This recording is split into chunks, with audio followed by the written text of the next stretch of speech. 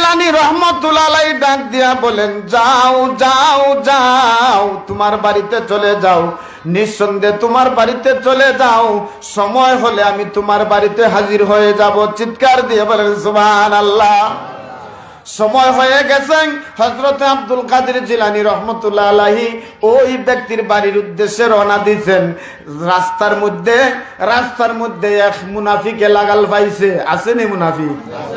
মুনাফিকে লাগাল পাইছে, ডাক দিয়ে বলে, হুজুর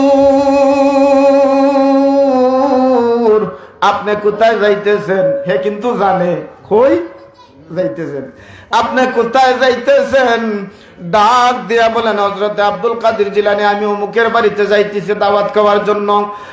ওই ব্যক্তি ডাক দিয়া বললে, হুজুর গো আপনি যাবেন না, যাবেন না, ওই ব্যক্তি ডাহা একটা মিথ্যাবাদী, ওই ব্যক্তি শয়তান, ওই ব্যক্তি লম্পট, ওই ব্যক্তি ধোঁকাবাজ, আপনি যাবেন না।